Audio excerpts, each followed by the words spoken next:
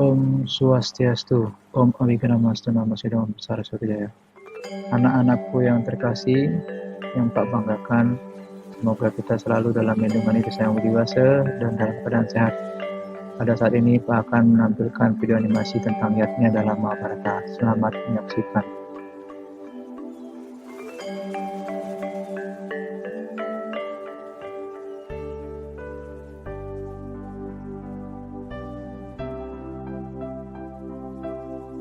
Adapun tujuan pembelajaran pada saat ini adalah 1. Siswa dapat mengetahui pengertian dan hakikat yatnya. 2. Siswa dapat memahami nilai yatnya dalam Mahabharata dan masa kini. 3. Siswa dapat memahami syarat-syarat dalam pelaksanaan yatnya. Dan 4. Siswa dapat menerapkan nilai-nilai yatnya dalam kehidupan sehari-hari. Dalam kitab Bhagavad Gita ayat 3 sloka 10 dikatakan, pada zaman dahulu kala Pralyapati menciptakan manusia dengan yatnya dan bersabda, dengan ini engkau akan mengembang dan akan menjadi kamaduk dari keinginan. Bahwa Ida Sang Widi menciptakan kita umat manusia dengan dasar yatnya. Inilah menjadi dasar dalam pelaksanaan yatnya. Dalam kitab Yajurveda ayat 18 mantra 3 dikatakan, dengan sarana persembahan yatnya, semoga kami memperoleh sifat-sifat sebagai berikut: kemuliaan, kejayaan, kekuatan rohania, kekuatan jasmania, kesejahteraan, dan perlindungan. Hal tersebut merupakan dasar dari pelaksanaan yatnya. Yatnya berasal dari kata yuj dalam bahasa Sanskerta yang artinya memuja, mempersembahkan, dan korban. Kemudian niatnya sendiri diartikan sebagai upacara korban atau orang yang berkorban yang berhubungan dengan korban atau niatnya. Hal tersebut dilaksanakan dengan niat yang tulus dan ikhlas.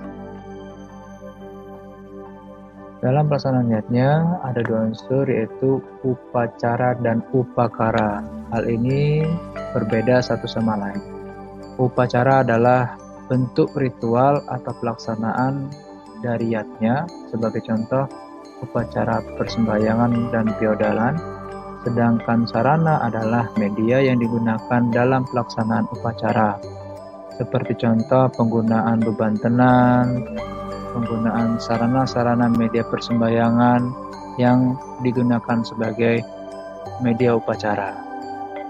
Untuk diketahui bahwa menurut ajaran agama Hindu, manusia lahir di dunia ini telah membawa hutang atau yang dikenal dengan sebutan Trirena. Bagian Trirena yang pertama adalah Dewarena atau hutang kepada dewa atau Ida Sang Widi Wasa dan manifestasinya. Yang kedua adalah hutang kepada leluhur atau Pitrarena. Dan yang ketiga adalah hutang kepada orang suci atau Resirena. Dari ketiga hal tersebut dapat kita tebus, dapat kita bayar dengan melaksanakan pancayatnya.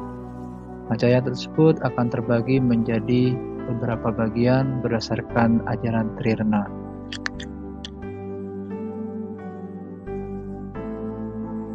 Dalam pelaksanaan niatnya, agama Hindu telah mengenal ajaran pancayatnya sebagai jalan untuk membayar hutang yang dibawa oleh manusia atau yang dikenal dengan Trirena.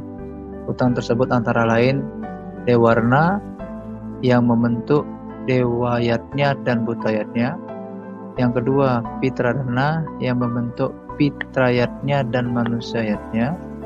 Dan yang ketiga adalah Resirena yang membentuk resiyatnya. Nah, dari ketiga hutang tersebut maka terbentuklah pancayatnya sebagai jalan untuk membayar hutang atau Trirena tersebut. Pelaksanaan dewayatnya adalah pelaksanaan yatnya yang ditujukan kepada Ida Sang Widi Wasa dan segala manifestasi beliau. Hal ini ditujukan sebagai wujud rasa terima kasih kita umat manusia atas apa yang telah diberikan kepada kita selama ini. Wujud tersebut sebagai contoh yaitu upacara persembahyangan sandya, membersihkan pura, mendirikan tempat suci, membersihkan tempat suci, dan lain sebagainya yang tergolong dengan dewayatnya. Yatnya yang berikutnya adalah fitrayatnya, yaitu yatnya yang ditujukan kepada leluhur. Dalam hal ini dimulai dari orang tua kita yang telah melahirkan, membesarkan kita, mendidik kita, menjaga kita, dan mengajarkan tentang arti kehidupan, yang pada suatu saat nanti orang tua kita akan meninggal dan akan disebut sebagai pitara atau leluhur. Maka dari itu kita sebagai anak, putra dan putri diharapkan untuk mengucapkan terima kasih kepada leluhur atas jasa yang telah diberikan kepada kita selama ini.